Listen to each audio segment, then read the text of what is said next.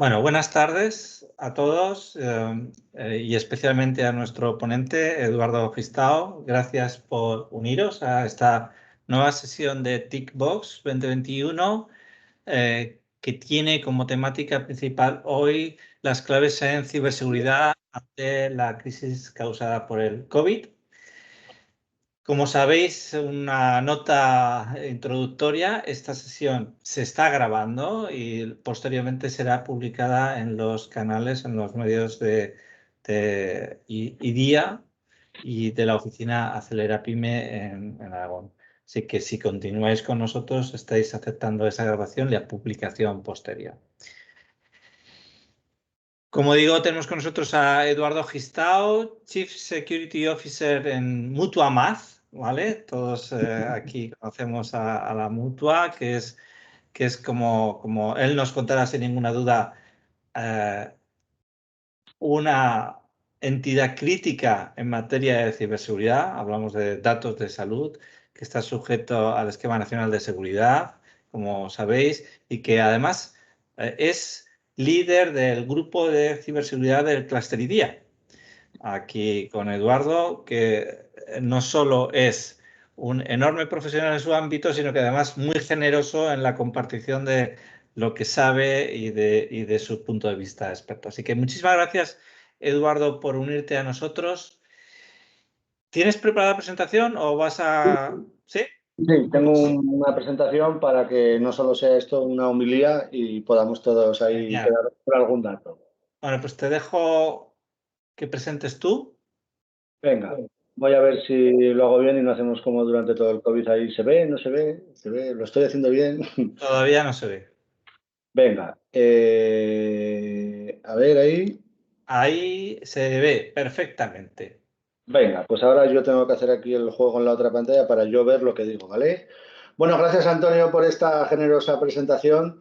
Ya me he puesto colorado, ya esto no puede ser. Joder. Bueno, muchas gracias por contar un año más conmigo y un año más contar con Maz, que estamos siempre encantados de compartir, bueno, pues lo que aprendemos y lo que hacemos día a día, pues yo desde el área y mi equipo que, bueno, que siempre me ayuda a tope y que somos un equipo, ¿no?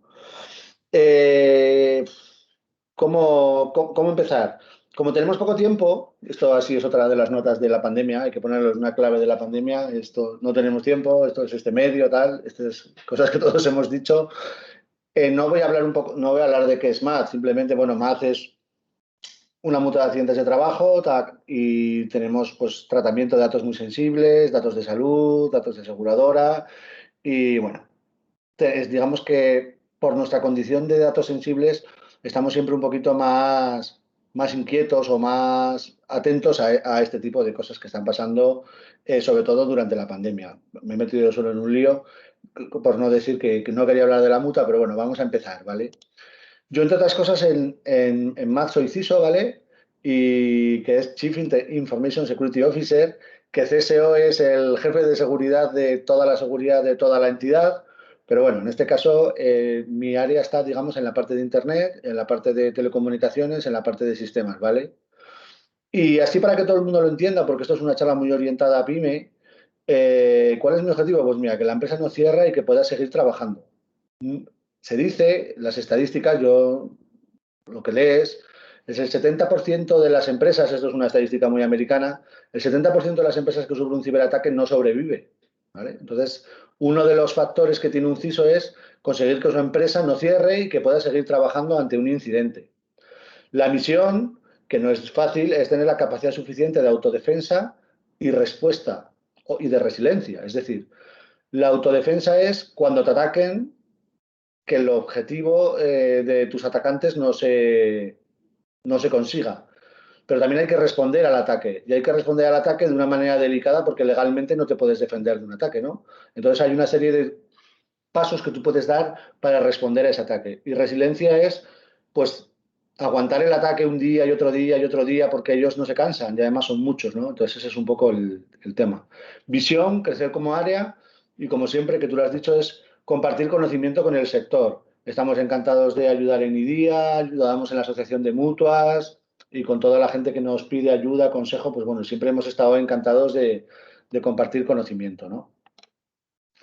Bueno, vamos a ir al contexto COVID. Esto es un poco mi guión, en algunos entraremos más en detalle y otros menos, pero esto fue un lío para todo el mundo, ¿no? Fue un jaleo. Empezamos con el espera un poco a todo el mundo a casa. A mí esto me pilló en la otra punta del mundo, a mi jefe le pilló de máster, los acontecimientos se fueron acelerando y acelerando y de repente un día pues la entidad decide que manda 625 personas a casa. Nosotros somos una empresa fundada en 1905, tenemos 116 años de historia y somos una empresa muy de papelicos, muy de la gente viene al mostrador, la gente te pide y de repente de un día para otro, pues bueno, la situación de la crisis te hace que todo el mundo se va a casa, ¿no? Y, y no os engañéis, nadie estaba preparado para esto. Ni las compañías que tenían plantillas ya teletrabajando, ni las compañías que han dado la cara allí, que te han dicho que todo fantástico. Nadie estaba preparado para esto. Ni los clientes, ni los proveedores, ni los proveedores de cloud, ni los proveedores de telecomunicaciones. Esto ha pillado a todo el mundo en bolas. Ha pillado a todo el mundo haciendo ampliaciones de troncales, haciendo ampliaciones de caudal. Recordar cuando de repente todas las empresas tecnológicas se volvieron solidarias y regalaban Teams, regalaban Google Cloud, regalaban y de repente no iba nada. Yo me acuerdo que una de mis frases era la de, le decía yo a un comercial nuestro de video, voy a intentar no hablar de productos que tiene más y hablar de lo que pasó, ¿no? A un proveedor le dije, digo, mira, nosotros estamos pagando el servicio. Digo, esto es como el que, pero ahora estáis regalando el servicio. Entonces tengo una sensación de que yo estoy pagando todas las copas. Entonces, me parece bien que ayudes al resto de empresas, pero tampoco, pero no me parece bien que mi servicio se degrade porque tú lo regales. Entonces, esto pilló mal a los proveedores de cloud, pilló mal a los proveedores de telecomunicaciones, pilló mal en general a todo el mundo. Entonces, no os quedéis con esa sensación de que vosotros no lo habéis hecho bien, sino que habéis hecho lo que habéis podido, como ha hecho todo el mundo, ¿no? Una de las cosas que también pasó es que no había tiempo para pensar, todo valía. Oye, pues ¿cómo puedo solventar esta manera? Pues de una manera o de otra. O sea, eran todo decisiones rápidas y poco ordenadas porque nadie se podía pensar que de un día para otro se iba a ir a su casa. A raíz de esas decisiones rápidas empezaron los problemas con la identidad, luego empezaron los problemas con los ciberdelitos, los ciberdelincuentes, los ciber... Yo de otras charlas ya lo sabéis, yo siempre digo que a cualquier crimen o delito o organización maliciosa que conozcáis de la vida física, le ponéis ciber delante y existe. Existe el cibersecuestro, el ciberchantaje, existe el crimen organizado, pues existe el cibercrimen organizado, cualquier cosa que vosotros el ciberterrorismo, le ponéis ciber delante y existe, ¿no? Entonces llegan los problemas con el ciber. Y luego, claro, estamos solos. Ese es el gran problema del ciber, que estamos solos, que nadie nos defiende, ¿no? ¿Qué hacemos? Que es un poco ahí donde voy a ir, voy a intentar ir muy deprisa, que es donde Antonio me ha pedido allí que deje una serie de consejos para que las empresas que no están familiarizadas con este entorno, pues puedan ir entrando, ¿no? Al tema. Cosas que se han hecho que nadie estaba preparado, pero que no todo vale. Yo, bueno, nosotros, mi equipo y yo tenemos suscripción a Sodan. Para los que no conocéis Sodan, Sodan es una empresa que se dedica a escanear todo Internet y reporta quién tiene las cosas abiertas y quién tiene las cosas cerradas. Uno de esos días de pandemia era el 3389, para los que no estéis relacionados, es el puerto por donde se ejecuta el escritorio remoto de Windows. Había empresas que ponían el 3389, el 3390, así hasta el infinito. La gente no sabía cómo conectarse a su mesa desde su casa. Y la gente dijo, bueno, pues mira, oye, abro el RDP y a ver qué pasa. Hubo gente que tiró por TeamViewer, por VNC, en IDEX, cientos y cientos de conexiones de PCs domésticos a PCs de casa. Pero claro, ¿qué pasa? Que la gente en las empresas no tiene dos ordenadores y las empresas no estaban preparadas para llevarse el ordenador a su casa sin tener el ordenador en la oficina para conectarse. Entonces, ¿qué hacía la gente? Pues se conectaba pues, con los ordenadores que tenía en casa, los de sus hijos, en algunos casos los suyos mismos. ¿Y qué pasa con los ordenadores de los hijos? Pues que están a tope de troyanos y a tope de virus y a tope de cibercrimen, de cibermalos, de ciberextorsionadores. Estaban ahí esperándonos, ¿no? Y también, ¿qué tendencia hubo? Pues la de me llevo el ordenador a casa. Hubo empresas que dijeron, pues me llevo el ordenador a casa. Los que tenían el ordenador en la oficina, que tenían wifi, porque claro, yo no conozco mucha gente que tenga su casa cableada como para pinchar un ordenador en cualquier punto de la casa, sino que tenían que llevar el ordenador cerca de su wifi, que con esto ahora de la tele por internet, pues pues suele estar en el salón, ¿no? Y la gente se lleva su ordenador de la oficina y lo acampaba ahí en el salón, con los niños, con la tele, con la familia, bueno. ¿Y qué pasa con las wifis de casa? Pues ya sabéis lo que pasa con las wifis de casa, que aunque últimamente las cosas han mejorado, las wifis de casa son vulnerables, ¿no? Las líneas de internet, bueno. Y luego las empresas que no tenían estos jaleos y tenían firewalls y tenían VPNs, pues tenían problemas de licencias o tenían problemas de rendimiento. Ya sabéis que hay VPNs que se licencian por usuarios, VPNs que se licencian por CPU de firewall y nadie tiene planteado que de repente de un día para otro manda 600 personas a casa. Ha habido que ampliar todos. A todo el mundo le ha pillado. Ha habido gente que lo ha podido hacer mejor, ha habido gente que lo ha podido hacer peor, ¿no? Entonces, cosas que tenemos que hacer cuando salimos de nuestro perímetro, ¿no? Cuando salimos de la oficina y nos vamos a casa y decidimos que, bueno, que nos vamos a conectar a casa. Pues lo primero que tenemos que tener claro es que los métodos de autenticación de nuestros servicios es lo más importante. Hay un montón de métodos de autenticación que están obsoletos. ¿Y qué eso qué significa? Volvemos a lo de atrás.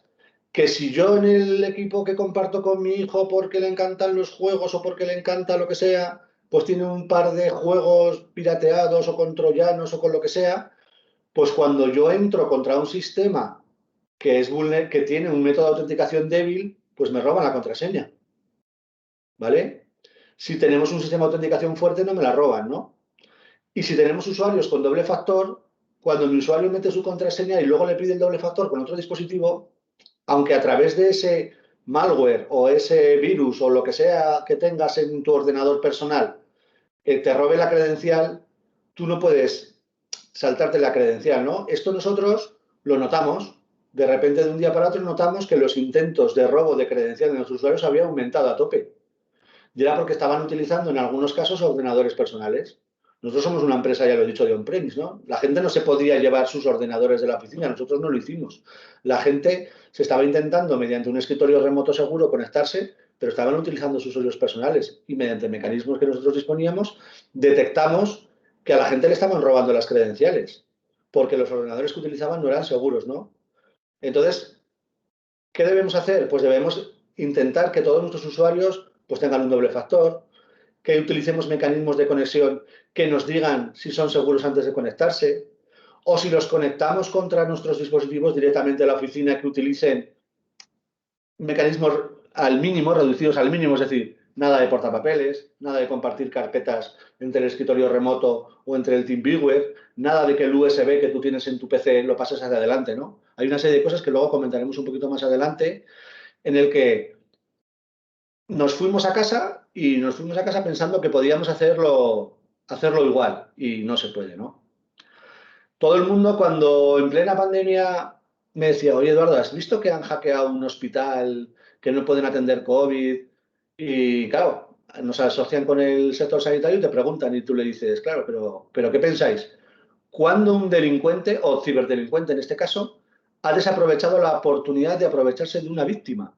O sea, cuanto más débil estás, cuanto más liado estás, cuanto más centrado estás en ampliar tu granja de escritorios remotos o de ampliar tu firewall, dar un acceso seguro, cuanto más liado estás, es cuando ellos más se aprovechan de ti. Y no penséis que por estar en un entorno de pandemia o estar en un entorno de crisis, los delincuentes no se van a aprovechar de nosotros. Es decir, para ellos es mayor beneficio con menor esfuerzo. Tienen sus organizaciones en las que están para ganar dinero, ¿vale? Y el problema es que ellos, con todo lo que os he contado antes, ya nos estaban esperando. Estaban esperándonos en los móviles que no tenemos congestión, estaban esperándonos en los PCs que no tienen seguridad y que tenían su troyano allí esperando. Y hemos pasado de el ataque tradicional de antes del COVID, de te mando un phishing y si picas te mando un fichero y te voy instalando y vamos haciendo fases de ese ataque persistente, te voy metiendo un troyano, te voy metiendo un RAT, te voy metiendo cosas para luego llegar a tu entidad.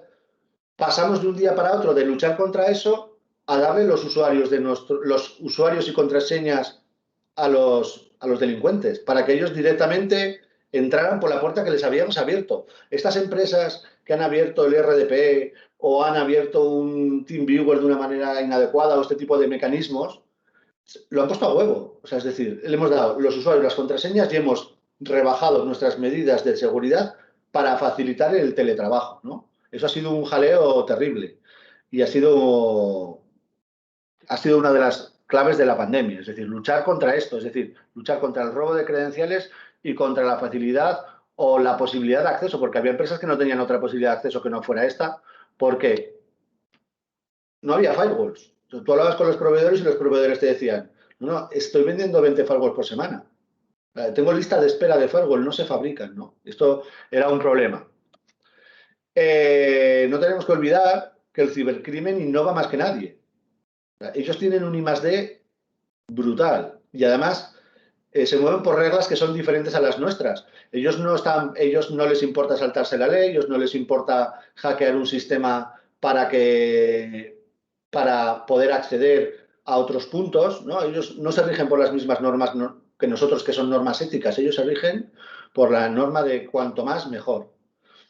Entonces, claro, ellos han innovado en este sentido, ¿no? Y se han dado cuenta que las empresas, pues conforme avanzaba la pandemia y conforme avanza este tema del ransomware, pues han reforzado en muchos casos sus planes de backup y sus planes de restauración, ¿no? Y han dicho, bueno, pues no pasa nada, que ahora yo te bloqueo, te pido un rescate y tú resulta que me ignoras y deshaces el rescate, pues no te preocupes, que como además de bloquearte o de cifrarte o de como lo queráis llamar, me he llevado tus datos, los voy a vender a la competencia, los voy a vender en internet o los voy a regalar. En ningún caso, si nadie los quiere, pues los voy a regalar y voy a exponer tus secretos industriales, tus bases de datos de clientes. Bueno, le ha pasado a muchas compañías, ¿no?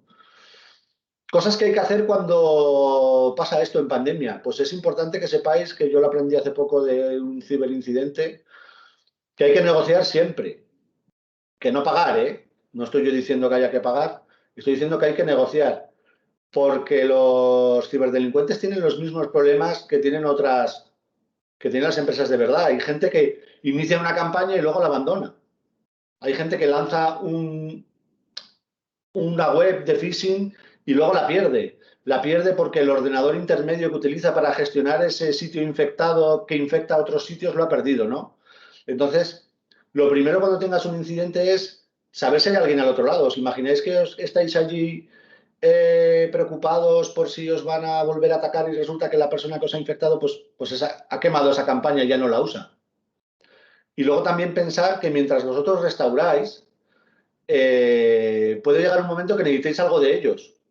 Entonces, si empezáis a negociar a la vez que empezáis a restaurar, ganaréis tiempo en la posibilidad de negociar algo. ¿Vale? Si no hay nadie al otro lado, ya sabéis que no hay nadie al otro lado y que dependes de tus propios medios, ¿no? De esta manera, pues lo que os decía, ¿no? Sabes si hay alguien detrás de tu incidente y sabes quién es tu enemigo. Si tú sufres un ataque de ransomware como el que ha sufrido la cárnica de Estados Unidos o la petrolera de Estados Unidos, vamos a decir empresas que no son españolas, que se supone que una ha pagado 11 millones de dólares y otra ha pagado 5, si tú cuando empiezas a negociar con ellos, tú ves que ellos enseguida ceden o que enseguida te bajan el precio, pues ya te vas a hacer una idea de qué tipo de atacante es. También te puede pasar como un incidente reciente en el que les dijeron que no podían pagar, que no tenían dinero y les contestaron con los saldos de las cuentas. Fijaros hasta dónde se habían metido, ¿no? Hay que saber hasta qué punto tu enemigo es astuto, ¿no? Y luego, ahí va. Hay problemas que no tienen solución, ¿no? Y debemos buscar la sencillez en la gestión. Hay veces que estamos pensando en 1000 maneras de evitar que esto nos pase, en 1000 mecanismos, en 1000 sistemas uno encima de otro. Y a veces, si somos un objetivo, desgraciadamente no vamos a poder hacer nada. Y lo que tenemos que pensar es en buscar la sencillez en la gestión que nos permita recuperarnos de este incidente, ¿no? Entonces, vamos a la parte de qué podemos hacer, ¿no? Lo primero que yo os diría es que la culpa no es de nuestros usuarios. La culpa es nuestra por no poner las medidas de seguridad suficientes. Es decir, el ayúdame Obi-Wan Kenobi, eres mi única esperanza, eso no funciona. Porque nuestros usuarios no son jedis, ¿vale? Nuestros usuarios son usuarios y están todo el día en la presión de trabajar, en la presión de conseguir sus objetivos de tramitación, sus objetivos de ventas, sus objetivos de fabricación y es muy difícil pedirles, oye, tienes que estar atento al tema de los ciberataques, de este tipo de cosas. Imaginaros en empresas como la nuestra que, bueno, pues que cuando se dirige alguien a ti en español con un phishing y te escribe un español raro, pues lo entiendes. ¿Os imagináis que esa es una empresa que trabaja con rusos? que tus proveedores son rusos y usas el traductor de ruso a español y claro, todo lo que te traduce el traductor pues suena como yo, gran jefe indio, ¿no? ¿Cómo le pides a un usuario o un usuario que no habla muy bien inglés que interprete los matices y sepa si eso es un phishing o no es un phishing? No se puede. Entonces nuestra función es defender lo mejor posible nuestra entidad, ¿no? Nuestra empresa, nuestra pyme. Joder, hace un calor hoy aquí, me he cerrado. Ya perdonaréis, me he cerrado por aquello de que no entre nadie, se haga un ruido y llevo una sudada tremendo. No es por las preguntas, todavía no me estoy poniendo nervioso. Entonces, ¿yo qué consejos os daría? Pues os daría el consejo de que os centréis en los vectores más importantes, que son el correo y el puesto de trabajo. El 80% de los ataques, más o menos, viene por correo. Es decir, todos los ataques exitosos de ransomware que se han producido en 2020, o sea, el 80% de ellos ha sido por un correo mediante el cual han engañado al usuario, ¿vale? El resto de ataques, aproximadamente pues un 10 y algo, han sido contra infraestructuras directamente conectadas a Internet. En el caso de las pymes, no suele ser lo normal que tengáis sistemas expuestos, tengáis una intranet, una extranet, una web, servidores de correo, no suele ser lo normal. Pero sí que sepáis que hay un punto de ataque que está allí, ¿no? Entonces, ¿qué consejos doy yo para el tema del vector de correo? Primero, tenéis que invertir en un buen servicio de Cloud Secure Email Gateway. ¿Esto qué es? Esto es un sistema que se pone en la nube, que recibe todo tu correo, lo analiza y te lo manda a tu servidor de correo, independientemente de si está en tu casa, si está en otro proveedor, ¿vale? Existen ya proveedores especializados en esto. Tener en cuenta que si consigues un tráfico de correo limpio, consigues evitarte de una sola vez el 80% de los ataques, ¿vale? O sea, esto es así de fácil. O sea, tú esto lo montas bien, te quitas el 80% de los ataques. Y si no tienes infraestructura expuesta, pues ya te has quitado el otro 17% de los ataques, ¿vale? Entonces, te queda pues ese 3%, ese 4% de los ataques. Eso es un tema básico. Entonces, pero no vale solo con ponerse esto. Hay que ponérselo y hay que configurarlo y hay que ver medidas de configuración o de seguridad que se adapten a tu empresa y sois vosotros los que mejor conocéis vuestra empresa, ¿no? Entonces, por ejemplo, ¿qué sentido tiene que vuestros usuarios reciban por correo un punto .exe?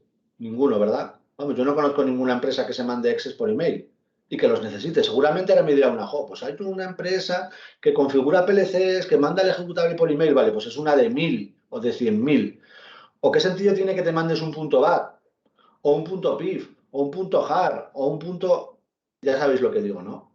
O sea, es decir, exprimir las capacidades del hardware diciendo, mira, mi empresa, el tipo de documentos que recibe es así o es asá, y el resto los bloqueáis.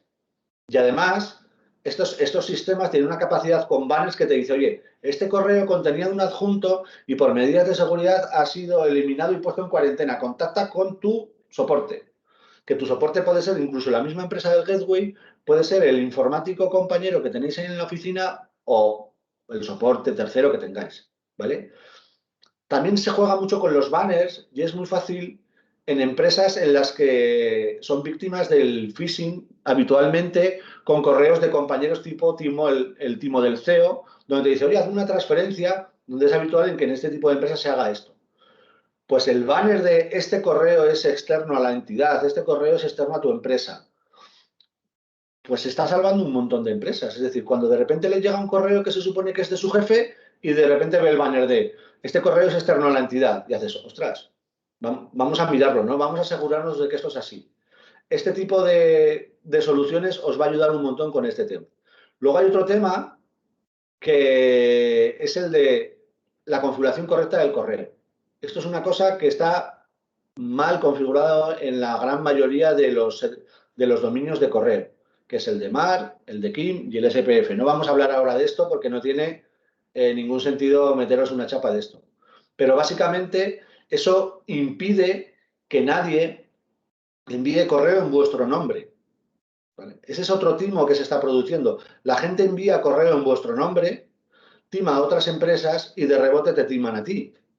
¿Vale? Porque se produce un juego de correos y acabas tú timado.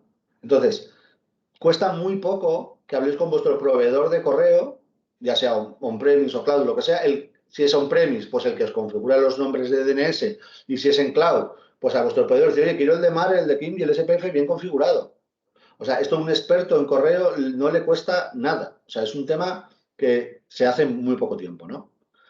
¿Qué ocurre cuando, aprovechándose de que ya hemos dado a nuestro usuario o que nos ha llegado un correo con un adjunto y están utilizando, ¿qué están haciendo? Están utilizando nuestro puesto de trabajo para hacer lo que se llama una elevación de privilegios y poder saltar a los sistemas de tu empresa para infectar al resto, ¿no? En empresas grandes hay un montón de cosas por en medio, que no es el momento de hablar, luego sí que entraremos un poquito en detalle. ¿Pero qué queda en una pyme? Pues te queda la protección del correo y te queda la protección del endpoint, ¿vale? El endpoint es lo que ahora, ya sabéis que los informáticos nos encanta cambiarle el nombre a todo y darle vueltas a todo. Entonces, bueno, pues ahora lo que antes era el antivirus lo llaman el EPP, que son las plataformas de protección de endpoint. Las plataformas de protección de endpoint han evolucionado un montón. En los últimos 5 años se puede decir que el antivirus tradicional que todos habéis conocido, el McAfee, ¿vale? O el Panda, ha muerto. Es decir, esto así ya no existe como concepto. Es decir, los ataques ahora, los ataques que sufre tu entidad, suelen ser sin ficheros, ¿vale? Lo que se llama fileless. Te mandan el correo con el phishing, con el enlace, vas a una web, cuando te conectas a esa web, te hacen un ataque directamente contra tu navegador, que es un ataque sin ficheros, ¿vale? Los antivirus tradicionales, ¿os acordáis lo que hacían, no? ¿Os acordáis de la lupita y el documento pasando? Yo creo que todos con nuestros ordenadores antiguos hemos aborrecido el icono ese de todo el rato pasando el documento debajo de la lupa y nos hemos aburrido. Pues eso ahora ya no se hace. Es decir, ahora los antivirus, los endpoints, voy a hablar yo bien, los endpoints se inyectan en los procesos y miran lo que hacen tus procesos y deciden si ese proceso es bueno o malo, ¿vale? Y eso es lo que hace ahora un antivirus moderno. Se inyecta en un proceso y lo mira. Pero es que esto ha ido a más. Ahora tú te puedes comprar una protección de endpoint, solo la protección del endpoint, y cuando ve algo malo, ¡pum!, lo corta. O podemos ir más allá, le podemos poner EDR, que es que tu endpoint se defiende solo. Es decir, detecta que el mecanismo es anómalo o el proceso es anómalo y puede hacer cosas solo. Puede cortarte la red, puede cortar la sesión, puede activar, volver a un punto atrás en el tiempo después de una snapshot. Puede hacer muchas cosas para defenderse. Y eso lo hace solo. Se acabó lo de, tienes tú una alerta, revise la alerta, mire la alerta. ¿Os acordáis, no? Tienes ahí, se te ponía un icono en rojo y te decía que tenías una alerta y tenías tú que tomar la decisión de si está bien o está mal.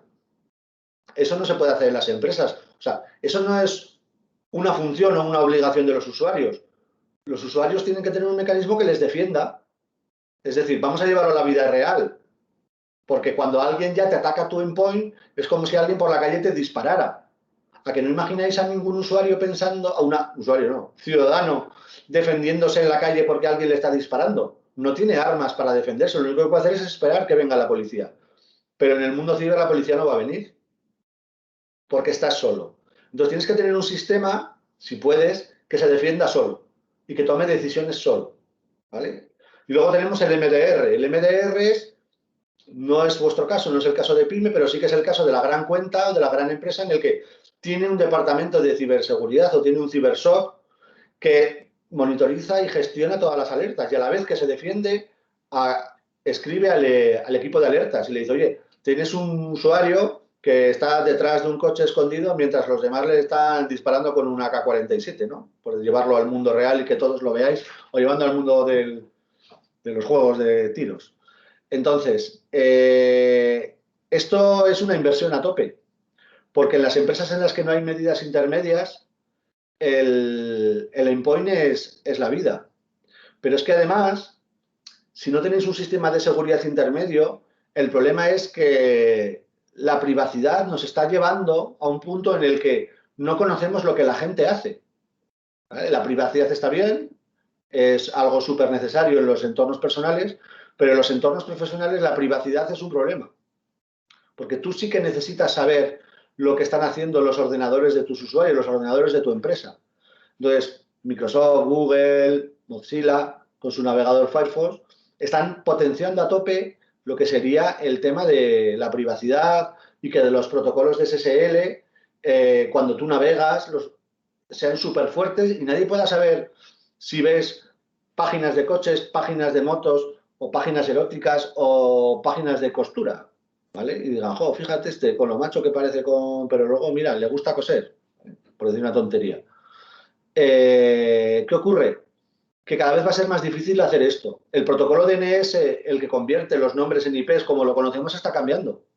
Está cambiando ya un modelo que va a ir por servicio web seguro, no descifrable, perdón. Entonces, ¿qué nos falta? La visibilidad. Y la visibilidad nos lo va a dar el endpoint.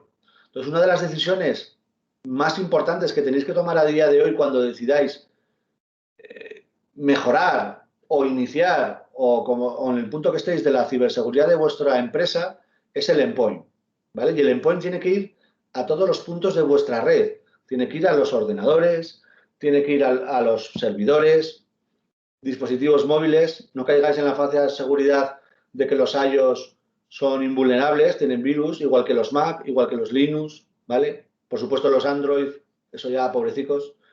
El 95% del malware que se desarrolla para móviles o tablets se desarrolla para Android. Sí que es cierto que se desarrolla mucho menos para iOS, pero se conoce mucho menos. Entonces, hay que asegurarse de que los dispositivos que utilizan vuestros usuarios, que se conectan a vuestras aplicaciones, pues están protegidos por alguna tecnología de este tipo, ¿vale? Ya hemos acabado con el rollo del endpoint. Espero que os haya gustado. Entonces, ahora vamos con el tema de proteger la red de la empresa. Es decir, la crisis de la pandemia, pues está terminando y a todos nos ha cambiado un poco, ¿no? Estamos llegando pues hay empresas que, bueno, pues han tenido teletrabajo y lo van a perder, empresas que lo han hibridado, empresas que se van a quedar 100% en teletrabajo, cada empresa ha decidido tomar un camino, ¿no? Pero claro, siempre vas a tener un servicio, una infraestructura en casa, lo que llamamos on-premise, y entonces hay que protegerla. O sea, hemos aprendido con esta crisis y en estos modelos que se van a quedar hibridados, aunque a todo el mundo ya de una manera u otra se le ha puesto un dispositivo móvil seguro, un portátil, algo, hay que proteger la red de la oficina.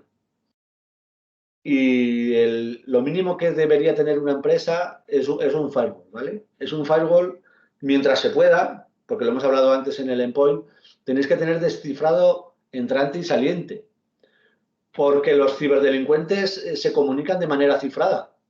Ellos no se comunican en claro. Y si en nuestra red hay un ciberdelincuente, que lo hemos visto en pandemia, ya estaban ahí en algunas redes esperando en algunos puestos, si no ponemos un mecanismo de descifrado en nuestra red, no sabremos que están allí, no sabremos que están robándonos, no sabremos que están tomando posiciones en nuestros servidores o en nuestros puestos, ¿no? Por supuesto, no vale con poner un firewall y dejarlo allí, ¿vale? A día de hoy, la gran mayoría de fabricantes de firewalls, que hay un montón, pertenecen a una Cybersecurity Alliance donde se comparten indicadores. Se comparten indicadores de todo. Algunos fabricantes pues, son más rápidos que otros, pero al final, es lo que os decía antes, hay problemas que no tienen solución. Si un ciberdelincuente está dispuesto a gastarse todo el dinero del mundo en hackearte a ti, en vulnerar tu sistema y robar tus datos, lo va a conseguir. O sea, eso no va a haber nada que lo pare. Pero sí que eso es el 1 por 1000 de los casos. El resto de casos es gente que ataca indiscriminadamente, está esperando a que pases por ahí, ¿no? Entonces, con este tipo de soluciones sí que vais a conseguir minimizar mucho este riesgo. Recordad que en seguridad nadie garantiza el 100%, se garantiza el 99,99, ¿vale? Entonces, disponiendo de dispositivos con suscripciones, con updates, vais a poder minimizar al máximo vuestros riesgos. Una base de datos de amenazas y una base de datos de URL filtering. Esto es más importante aún, ¿vale? Es decir, las URLs son cuando navegamos el www.idia.es, ¿no? Esa es nuestra URL. Hay empresas ya que venden unas bases de datos con todas las URLs del mundo y las categorizan y te dicen si es buena, si es mala, ¿vale? Eso para empezar. Luego te dice si es nueva, si está en desuso y de repente se ha vuelto a utilizar, y luego además te la categorizan porque si es de deporte, si es de prensa, si es de tecnología, si es de ocio, si es de anuncios, si es de juego, lo que sea, ¿vale? El poder limitar la navegación de tus dispositivos a URLs que sepas que son buenas y que sean URLs que tú necesitas, te va a dar protección y te va a dar optimización, ¿vale? Vamos a poner un ejemplo fácil. El otro día, parece que nadie lee el Marca ya online, ¿verdad? Pues fijaros, el otro día cuando se cayó la CDN que daba servicio al Marca, casi muere medio planeta. Pues igual no te interesa a ti que por supuesto, que tus usuarios visiten páginas maliciosas, por supuesto que no, pero tampoco igual te interesa que visiten el Marca, ¿vale? O sea, esto no solo sirve para defenderos de los ciberdelincuentes, también sirve para que optimicéis el tiempo de vuestros trabajadores, ¿vale? También es verdad que podéis limitar la navegación con el firewall si luego la gente coge el móvil personal y lo usa, pero bueno, siempre es una medida más, ¿no?, que os va a ayudar. Luego, hemos descubierto en esta pandemia que había mucha gente que en la misma red tenía los servidores y los PCs. Pues hombre, no viene nada mal ya una vez que compras un firewall, que lo mínimo es que tenga capacidad para varias redes, que separéis la red de vuestras máquinas, de máquinas servidores, Windows, Linux, los que sean, de vuestros PCs o de vuestras propias máquinas si sois una pequeña industria que tiene algo de IoT ya. Es importante que esas redes se separen, porque si cualquiera de vuestros puestos, ya sea porque le han entrado por un phishing o sea por un portátil que va y viene a casa y se ha infectado con el ordenador en la red de tu casa, podrás limitar que ese ataque o ese ordenador se propague a otras partes de tu empresa, ¿no? Luego hay un tema que es que hay que patchear todos los sistemas, estén expuestos o no. Es decir, lo de actualizar, que sabemos que es un aburrimiento y que es un jaleo, que todos los meses salgan parches y actualizaciones, pero es súper importante. Es decir, volvemos a lo de antes. Hay cosas que no tienen solución, ¿vale? Que alguien coja una vulnerabilidad y la queme para llevarse tu empresa por delante, nunca lo vas a evitar. Pero podrás evitar que todas las vulnerabilidades conocidas no las utilicen contra ti, ¿vale? Es decir, es súper importante estar siempre al día de parches, siempre. Si tenéis un pequeño departamento de sistemas, vuestro mayor objetivo sería, primero, que piensen como si fueran un departamento de seguridad y segundo, que no les importe parchear. Parchear es algo súper valioso y, por supuesto, tener sistemas al día. Claro, no vale parchear un ordenador de hace 20 años porque ya no hay parches, ¿vale? O sea, es decir, hay que intentar tener la tecnología al día y siempre, siempre estar parcheados, ¿vale? Las VPNs todas ahora ya te permiten hacer un health check. ¿Qué es esto? Que cuando tú te conectas por VPN a tu empresa, tu VPN le pregunta a tu ordenador, oye, ¿tienes antivirus? Sí. Oye, ¿te has puesto los parches? Sí. Vale. Pues para adentro. Oye, ¿tienes antivirus? Sí. ¿Te has puesto los parches? No. A casa hasta que tengas los parches. Es una chorrada, pero no cuesta nada. Pues es decir, no te conectas aquí hasta que no tienes el antivirus activado y actualizado. Luego, por supuesto, esto nos va a pasar a todos. A todos en algún momento nos van a hackear. De esto no se libra nadie. No se ha librado el gobierno americano, no se ha librado el gobierno español, no se ha librado la Telefónica como referente en este país, que tiene una de las mayores empresas de ciberseguridad. ¿Nos vamos a librar nosotros? No nos vamos a librar. Entonces, backup, backup, backup. Y backup con pruebas de restauración. No sirve de nada un backup si no lo pruebas. No sirve de nada un backup si te lo vas llevando todos los días o no lo miras. ¿Cuántas veces tú tienes un backup que ha venido el informático, te lo ha programado, hablo de pequeña empresa, y luego te has cambiado de sistema y no le has dicho al del backup que te lo vuelva a programar? Y tienes backup de lo viejo que ya no te sirve, ¿no? Pues eso es súper importante, porque llegará un momento dado que lo necesitaremos y nos va a pasar a todos, ¿eh? Vale, y ahora vamos a pensar que, bueno, nosotros somos una empresa súper moderna, ¿no? La MAD es una empresa muy antigua, pero vamos a suponer que sois una empresa moderna que tiene 5 años de vida y que habéis nacido en cloud, ¿vale? Eso hay empresas ya que han nacido en cloud. ¿Y qué es esto de tener servidores en casa y ordenadores en la oficina? Esto que me estás contando, ¿no? Pues pensar lo primero, que el cloud no es mágico, ¿vale? Ahí no sé que en el cloud es tener tus datos en los ordenadores de otro, ¿vale? Que los gestiona otra empresa, los guarda otra empresa, se carga otra empresa de que tengan luz, se carga otra empresa de que tenga sistema antiincendios, ¿vale? Y que en la nube, en el cloud, llueve, truena, graniza, hay incendios, hay excavadoras, hay de todo, ¿vale? Entonces, tenéis que tener siempre en cuenta que el ir al cloud no es magia. Es decir, no por estar en el cloud vais a coger y vais a estar ya está. En el cloud aquí no pasa nada, ¿no? O me pongo un Mac y ya no me pasa nada, ¿no? Entonces, el cloud tiene muchas patas, entonces hay que protegerse, hay que protegerlas. Entonces, lo primero, siempre, siempre, siempre, tener en cuenta que el cloud está allí y cualquiera puede llamar a la puerta de la nube. Entonces, siempre, o sea, esto es mandatorio. Todo el mundo tiene que tener doble factor y los que administran tu cloud tienen que tener triple. Porque el cloud público, cualquiera puede llamar. Y si tú te han robado las credenciales en casa, o te las han robado en la oficina, te las han robado en otro sitio, cuando tú no te despistes, cuando peor te venga, en plena pandemia, cogerán tus credenciales y entrarán y te robarán. Lo podéis buscar. Los buckets se llaman, o los discos duros online, ¿no? Se dicen, se han llevado un disco online de una empresa, se han llevado 2 teras. 2 teras. Toda una empresa, toda una vida.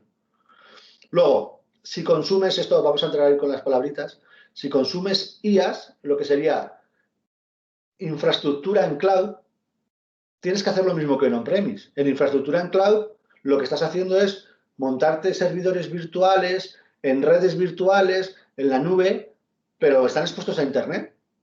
Entonces tienes que ponerle firewall, igual que abajo. Lo mismo que hemos hablado del firewall abajo con el descifrado de SSL, las políticas, la segmentación, pues en el cloud igual. O sea, en el cloud se venden firewalls, se alquilan firewalls. Ahí ya es el modelo que queráis, lo podéis comprar y lo podéis alquilar, pero tenéis que poner ahí un firewall, ¿vale?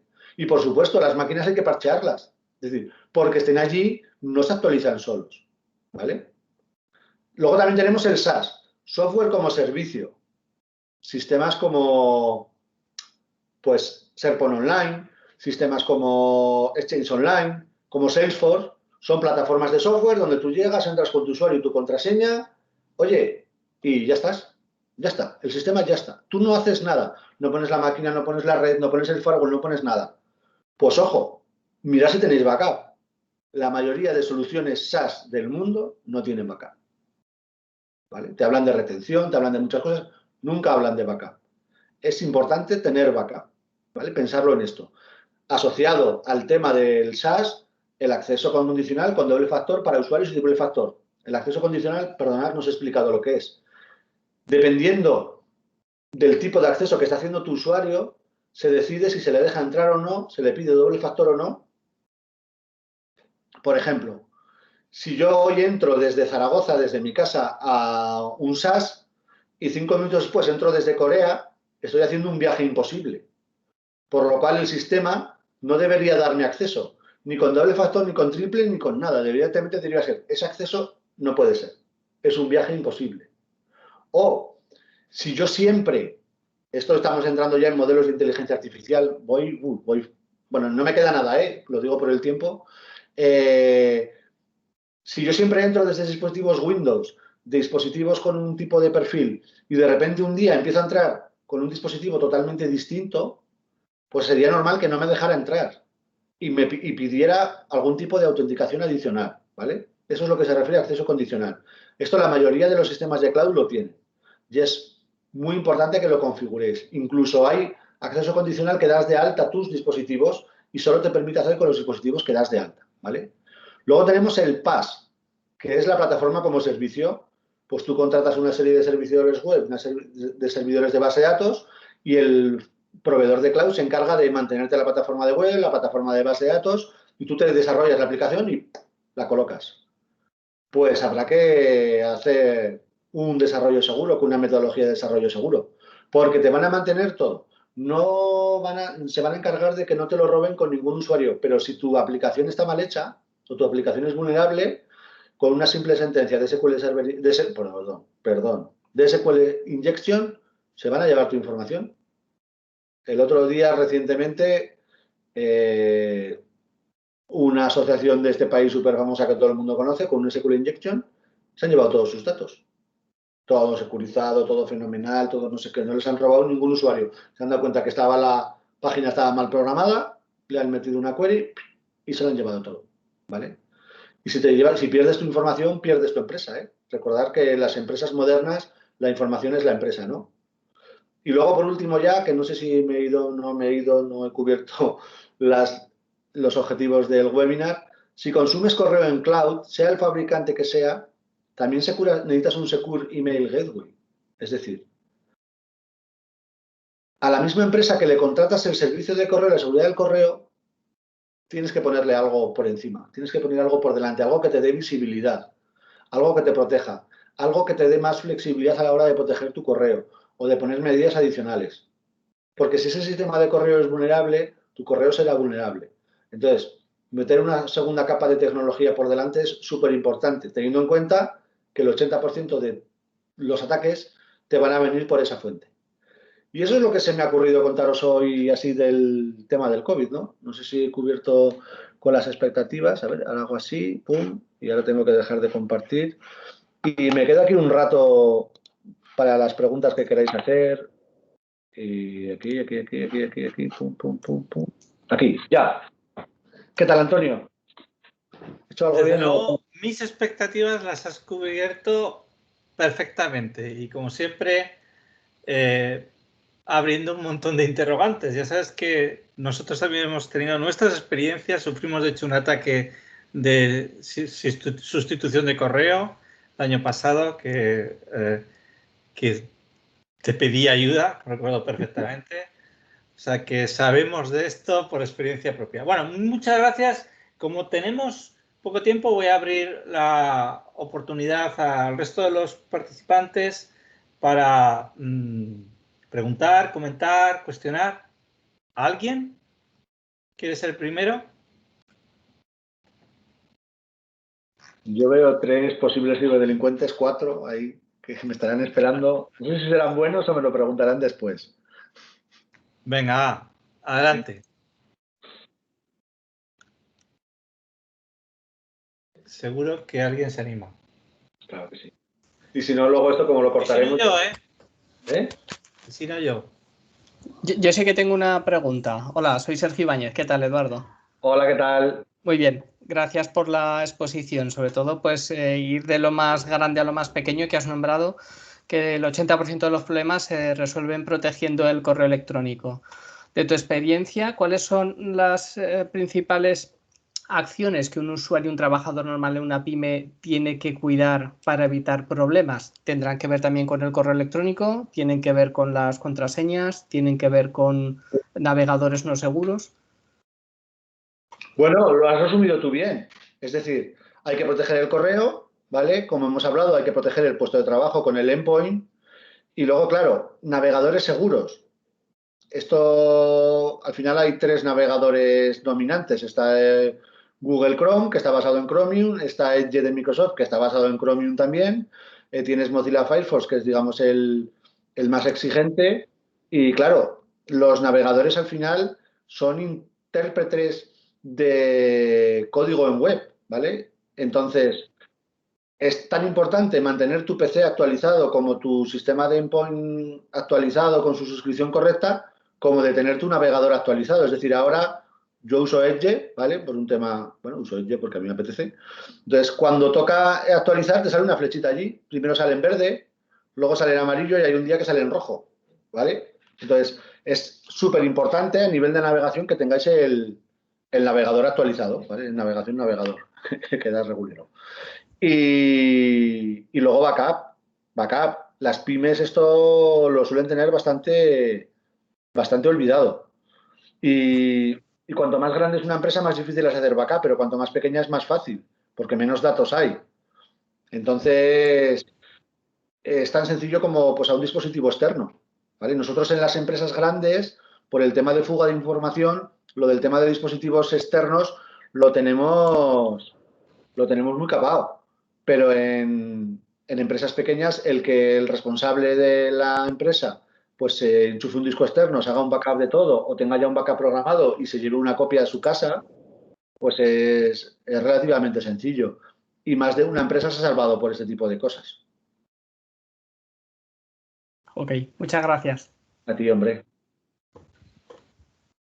¿Más? ¿Alguien más?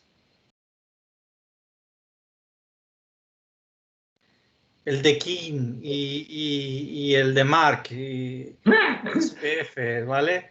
Esto era para ya lo sabéis. Realmente es, yo creo que una de las fuentes más frecuentes de ataques en este momento, ¿no? La sustitución de correo. Sin embargo, encuentro que aunque hagas todo eso, sigue llegando correo simulado, ¿no? Sí, no. Es decir, vamos a ver. Si tú defines bien cuáles son tus orígenes de correo y los tienes controlados, el resto de servidores de correo serios de este planeta, eso lo respeta. ¿Vale? Entonces, es un tema, cuanto más pequeña la empresa es más fácil, ¿no? Porque tú le estás diciendo cuáles son tus fuentes de envío de correo de manera fideligna, segura, irrefutable, ¿no? Por decirlo de alguna manera. Entonces, el resto de servidores de correo del mundo no van a aceptar entrega de correo desde otras IPs. Entonces, lo limitas un montón. O sea, es decir, ¿cuánta gente te dice, oye, es que me vienen cientos de mails devueltos de mails que yo no he enviado? Esto se soluciona con DMARC. Una empresa que tenga sede en 25 países y que tenga 16 servidores de correo, pues tiene muy complicado definir cuáles son sus orígenes. Pero una empresa pequeña esto lo tiene súper fácil. Y eso es el principio de reducir el spam. Porque si tu servidor de correo ya también respeta esas reglas, no te va a entrar correo inyectado en servidores no autorizados. O sea, joder, ¿te acuerdas que en día esto hubo una sesión específica que dio un compañero de Maz? Se pegó una hora ahí hablando con el resto de socios de Demar, de Kim. Entonces, no sé cómo explicártelo ahí de una manera sencilla, pero sí que, o sea, sí que se reduce un montón. O sea, es decir, si tú recibes todos los días, yo qué sé, 1000 correos de suplantación, pues pasas a recibir 25. Y a veces hay servidores de correo que no lo hacen y de repente te llega la alerta, oye, pues el servidor de correo de, no sé, vamos a inventarnos una empresa. Pepito Pérez, pues no te está respetando el de Mark. Tú puedes bloquearle, es decirle, no admito yo correo de un servidor de correo que no respeta de Mark, aunque el correo sea bueno. Eso es ponerse en un modo heavy. Entonces, eso, si contactas con una empresa adecuada y alguien te lo hace, te lo estudia, en 2 horitas de mano de obra, en horita y media, te lo deja fino, ¿eh? De verdad que yo creo que bien, pero sobre todo la protección de correo, ¿vale? La protección de correo independiente, los banners, eso ayuda un montón. O sea, sobre todo ahora con el tema de continuos de suplantación de identidad, del que este correo es externo a tu entidad, es externo a tu empresa, eso ayuda un montón. ¿Eso se puede hacer con Office 365, Eduardo?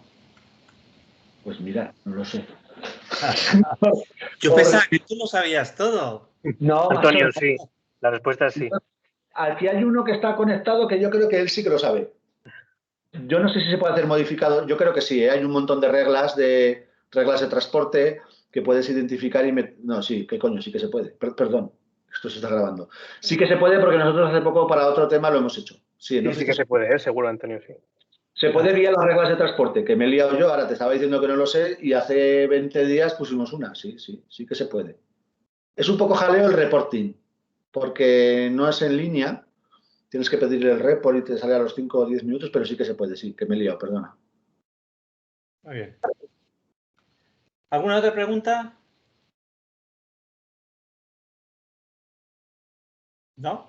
Pues ala. Bueno, pues lo dejamos aquí, Eduardo. Ha sido magnífico, como siempre, ¿eh? Lo vamos a dejar grabado y a disposición de todos los que quieran introducirse a la actualidad de la ciberseguridad en la empresa. Muchísimas gracias y esperamos poder verte pronto, ¿eh? Especialmente en Tipbox. Resérvate el día 1 que contamos contigo. ¿El día 1? Vale. Sí, Julio, en Etopía. Ah, vale, me lo apunto, gracias. Bueno, voy a compartir, por cierto, el próximo miércoles tenemos una nueva sesión de esta serie y va a ser con Amazon Web Service y uno de sus clientes sobre cloud como tecnología clave para la resiliencia. Una enorme recomendación de asistencia para todos. A las 9:30 de la mañana. Cambiamos de horario. Gracias y hasta pronto. Gracias, chao. Adiós.